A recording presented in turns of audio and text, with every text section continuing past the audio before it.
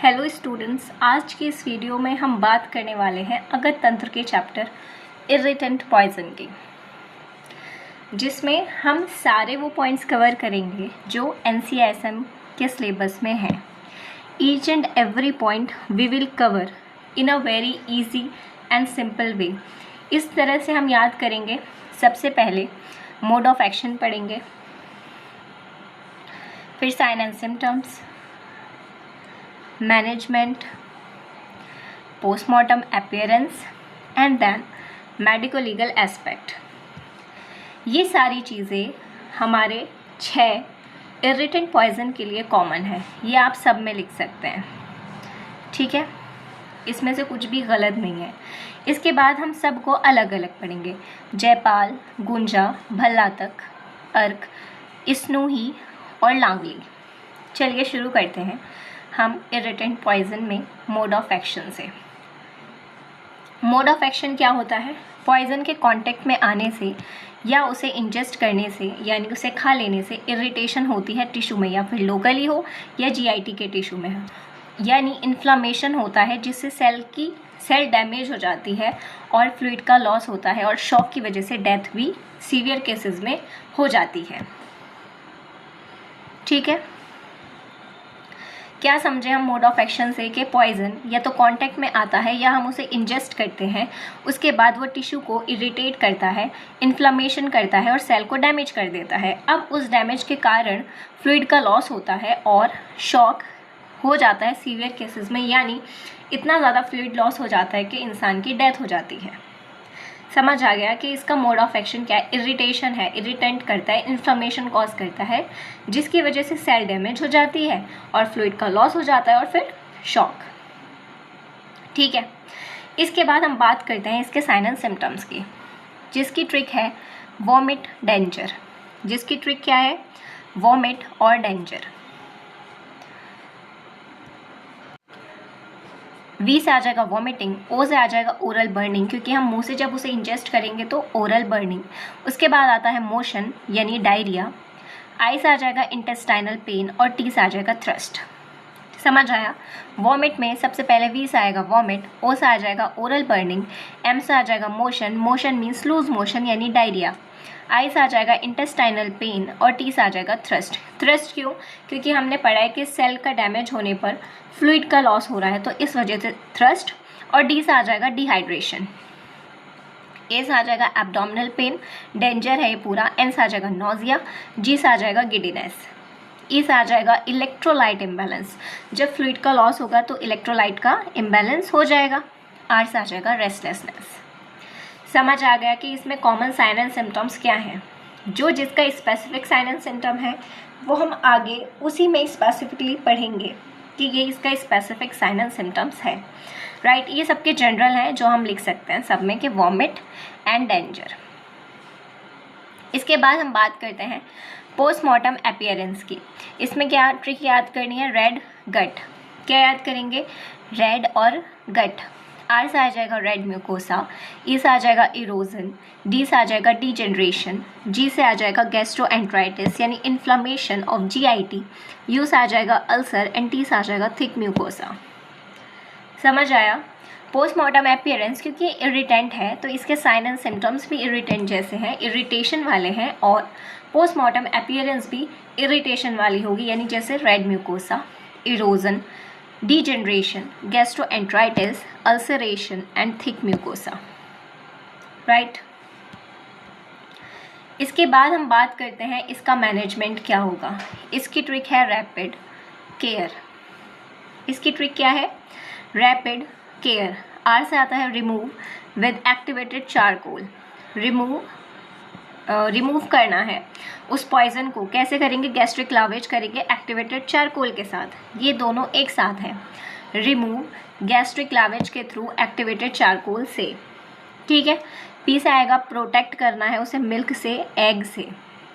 हमारी जो स्टोमक की म्यूकोसा है उसे हम प्रोटेक्ट करेंगे ताकि वो इरिटेंट की वजह से सेल डैमेज ना हो म्यूकोसा, ठीक है। तो इसे हम मिल्क देंगे, एग वाइट एग देंगे, एग एल्ब्यूमिन देंगे, ठीक है, ताकि हमारी जो सेल म्यूकोसा है वो बची रहे। आई से आता है IV फ्लूइड्स देंगे क्योंकि फ्लूइड लॉस हो रहा था। D से ड्रग्स देंगे जिसकी भी हमें ज़रूरत है। C से हमने पढ़ा था इसके साइन एंड सिम्टम्स में कि इलेक्ट्रोलाइट इम्बैलेंस हो रहा है तो करेक्ट इलेक्ट्रोलाइट। A से आ जाएगा avoid irritation.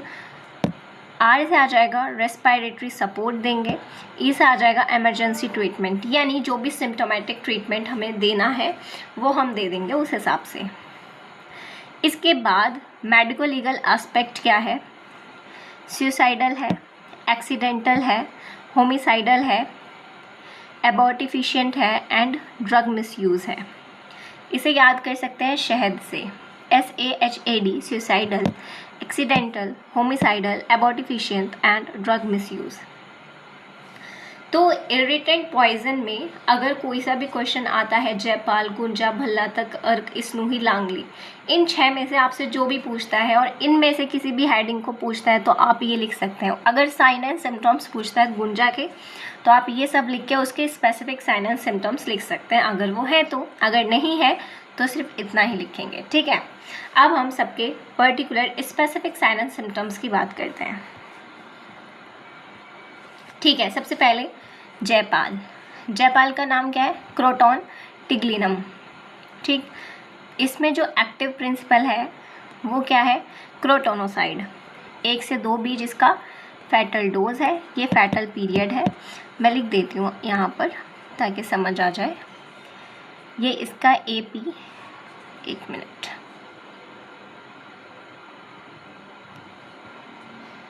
AP active principal आएगा यहाँ पर, FD fatal dose, FP fatal period है। ठीक है, चलिए, तो जयपाल का एक्टिव प्रिंसिपल क्रोटोनोसाइड है, फैटल डोज 1 से 2 सीड है और फैटल पीरियड 4 से 24 घंटे है। इसमें स्पेसिफिक साइन एंड सिम्टम जो होता है वो राइस वाटर स्टूल है।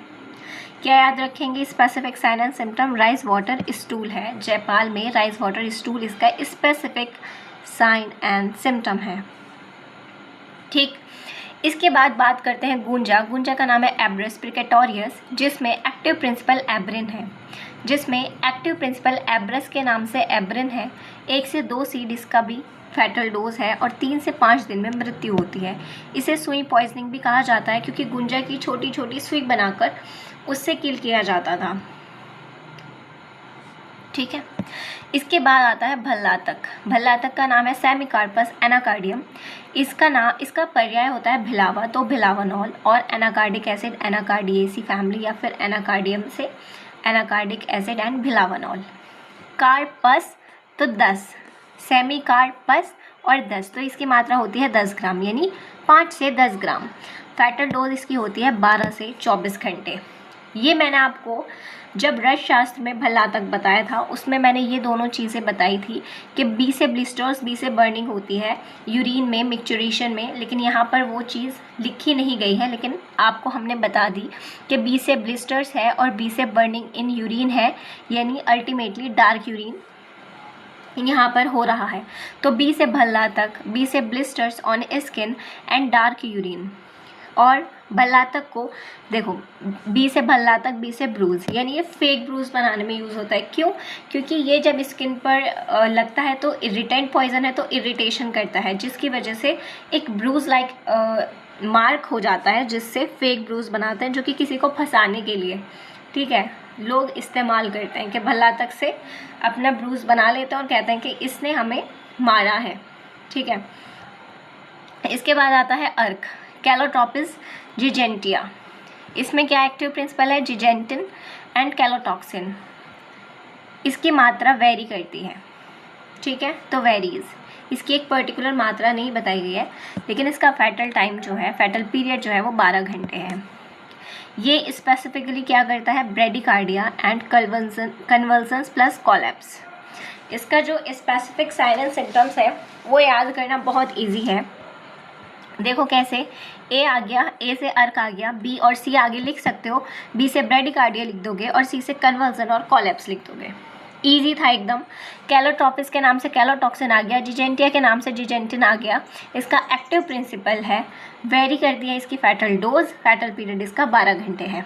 एक बात मैं यहाँ पर आपको बताती चलूँ, किसी का भी अगर आपको फेटल पीरियड याद नहीं रह पाता है, ठीक है, तो आप 12 से 24 घंटे लिख कर आ सकते हो, ठीक है। और जिसको आपको लगता है कि हल्का सा मतलब इतना ज़्यादा तीक्ष्ण पॉइजन नहीं है, तो उसे आप लिख सकते हो कि 24 से 48 घंटे तक, ठीक है। अगर जो तीक्ष्ण पॉइजन है वो 12 से 24 घंटे, जो थोड़े हल्के हल्के पॉइजन है वो 24 से 48 घंटे। समझ आ गया है? चलिए, इसके बाद मैंने आपको बताया ABC याद कर लेंगे। A से अर्क है, B से ब्रेडिकार्डिया और C से कॉलेप्स और कन्वर्जन है। स्नूही, यूफोर्बिया, नेरीफोलिया, स्माता यूफोर्बोन एंड रेजिन। इसकी मात्रा भी वेरी करती है। क्यों वेरी करती है? क्योंकि ये दूध है। अब दूध उसी हिसाब से, क्योंकि ये बॉडी के हिसाब से भी डिपेंड कर सकता है, तो दूध कितनी मात्रा में आपने लिया है, आपकी बॉडी कैसी है, ये सब इसलिए वेरी करता है बॉडी के हिसाब से, पर्सन टू पर्सन। इसकी 12 घंटे है, इसका 24 घंटे है, लेकिन इतना कोई डिफरेंस नहीं है। आप 12 लिखो 24 लिखो, ऐसा कोई फ़र्क नहीं पड़ता। या फिर एक कॉमन बात यह है कि 12 से 24 लिख दो, दोनों ही सही हो जाएंगे, ठीक है। स्नूही में आपको देखने को मिलता है ब्लिस्टर्स ऑन स्किन, जैसे कि भल्लातक में मिलता था। स्नूही में ब्लिस्टर ऑन स्किन मिलता है। ये क्वेश्चन आपका MCQ में आ सकता है, जहाँ पर आपको भल्लातक नहीं देगा और फिर बच्चे सोचेंगे कि तो आखिर इसका है क्या।